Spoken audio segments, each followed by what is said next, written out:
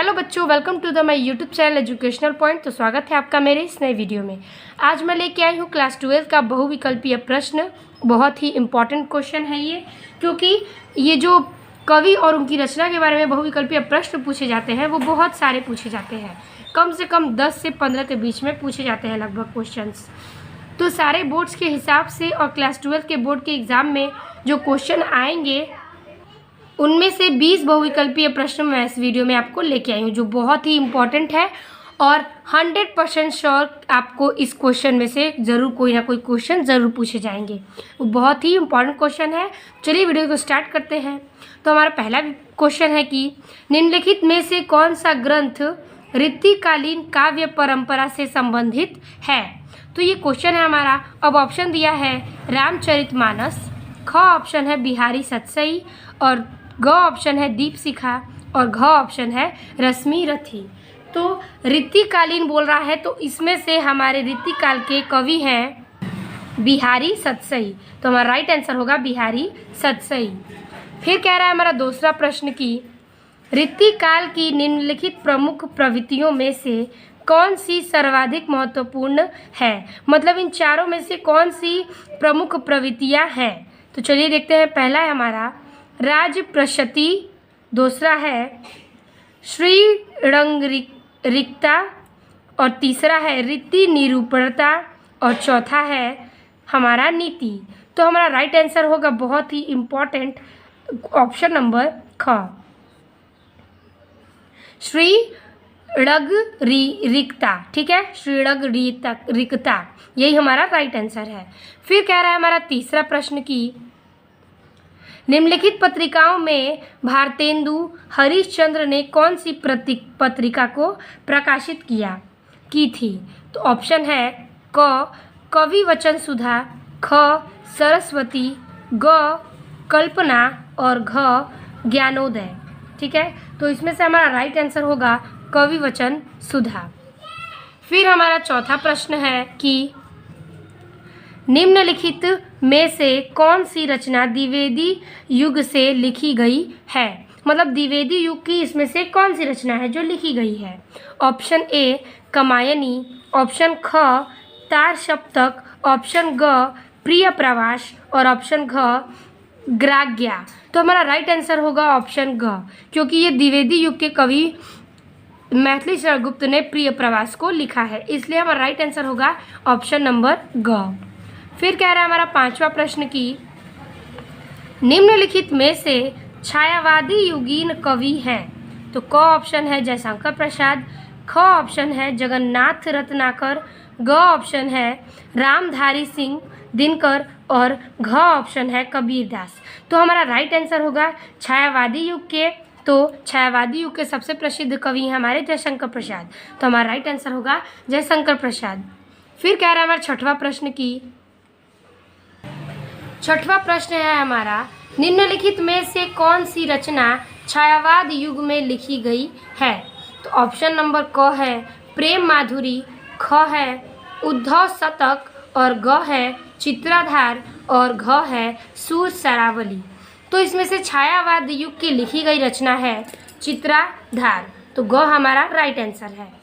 फिर कह रहा है सातवां प्रश्न की तार सप्तक का प्रकाशन वर्ष है। मतलब तार सप्तक का प्रकाशन वर्ष कौन सा है।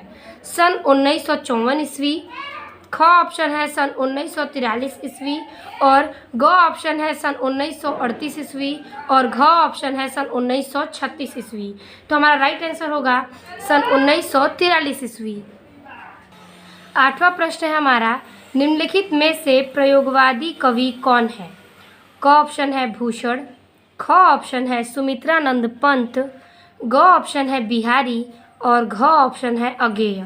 तो इसका राइट आंसर होगा प्रयोगवादी कवि यानी कि अगेय। अब हमारा नौवां प्रश्न कह रहा है कि नई कविता काव्य संकलन के संपादक थे। तो कौन थे नई कविता काव्य के संस्थापक। तो देखिए रामेश्वर शुक्ल और डॉक्टर रामविलास शर्मा, ख ऑप्शन है डॉक्टर जगदीश गुप्त और राम स्वरूप चतुर्वेदी, और ग ऑप्शन है बालकृष्ण शर्मा और रामधारी सिंह दिनकर, और चौथा यानी कि ख ऑप्शन है अज्ञेय और शिव मंगल सिंह सुमन। तो इसका हमारा राइट आंसर हो जाएगा ऑप्शन नंबर ख, डॉक्टर जगदीश गुप्त और राम स्वरूप चतुर्वेदी। यही किए थे नई कविता काव्य संकलन की संपादक। अब हमारा 10वां प्रश्न है, कह रहा कि प्रगतिशील लेखक संघ की स्थापना कब हुई? तो सन 1943 ईस्वी में, ख ऑप्शन सन 1954 ईस्वी में, ग ऑप्शन सन 1938 ईस्वी में, या घ ऑप्शन सन 1936 ईस्वी में। तो 10वीं का हमारा राइट आंसर हो जाएगा सन 1936 ईस्वी में, यानी कि घ हमारा राइट आंसर है। फिर कह रहा है 11वां प्रश्न की निम्नलिखित में से कौन छायावादी कवि है? तो देखिए इन चारों में से बताना है कि छायावाद के कवि कौन है। पहला है सूर्यकांत त्रिपाठी निराला जी, ख ऑप्शन है भूषण, ग ऑप्शन है बिहारी, और घ ऑप्शन है रामधारी सिंह दिनकर। तो हमारा राइट आंसर होगा क्या? क, सूर्यकांत त्रिपाठी निराला। अब चलते हैं हम अपने 12वें प्रश्न पे।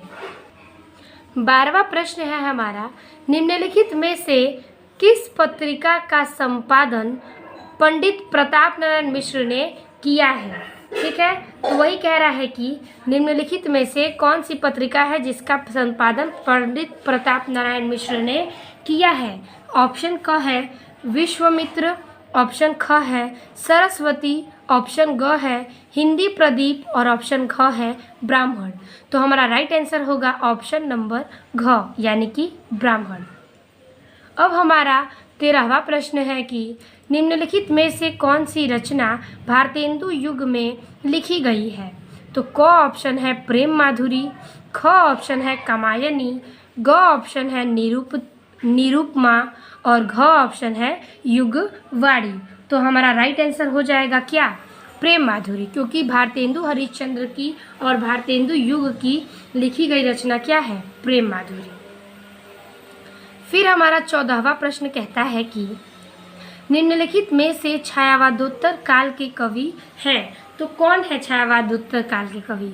क नंबर हरिऔध जी, ख नंबर मैथिली शरण गुप्त, ग नंबर महादेवी वर्मा, और घ नंबर अज्ञेय।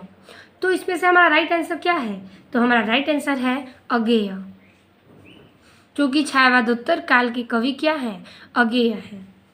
फिर कह रहा है हमारा 15वां प्रश्न की हिंदी साहित्य में आधुनिकता का प्रवर्तक साहित्यकार किसे माना जाता है? हिंदी साहित्य में आधुनिकता का प्रवर्तक साहित्यकार किसे माना गया? क नंबर भूषण, ख नंबर भारतेंदु हरिश्चंद्र, ग नंबर मतीराम, और घ नंबर गंग कवि। तो हमारा राइट आंसर इसमें से हो जाएगा ख नंबर भारतेंदु हरिश्चंद्र। फिर हमारा 16वां प्रश्न कह रहा है कि निम्नलिखित में छायावाद युगीन कवि नहीं है। मतलब इन चारों में से छायावाद के कवि कौन नहीं है? तो ऑप्शन नंबर क है जयशंकर प्रसाद, और ख है सुमित्रानंद पंत, ग है मैथिली शरण गुप्त, और घ है महादेवी वर्मा। तो इसमें से राइट आंसर हो जाएगा हमारा मैथिली शरण गुप्त, क्योंकि ये द्विवेदी युग के कवि हैं, छायावाद युग के नहीं, इसीलिए हमारा मैथिली शरण गुप्त राइट आंसर है। फिर कह रहा है 17वां प्रश्न की निम्नलिखित में से महाकवि भूषण की रचना है। क ऑप्शन है रेणुका, ख ऑप्शन है चिदम्बरा, और ग ऑप्शन है दीपशिखा, और घ ऑप्शन है छत्रसाल। तो इसमें से महाकवि भूषण की रचना है छत्रसाल, हमारा राइट आंसर होगा। फिर 18वां प्रश्न कह रहा है कि रीति सिद्ध काव्य धारा के प्रतिनिधि कवि हैं। क नंबर धनानंद, ख नंबर बिहारी, ग नंबर बोधा, और घ नंबर आलम। तो इसमें से हमारा राइट आंसर हो जाएगा ख नंबर बिहारी। 19वां प्रश्न पे चलते हैं हम। 19वां प्रश्न है हमारा कि रामधारी सिंह दिनकर किस काव्य धारा के कवि है? तो क नंबर है छायावाद, ख नंबर है प्रगतिवाद, ग नंबर है नई कविता, और घ नंबर है राष्ट्रीय काव्यधारा?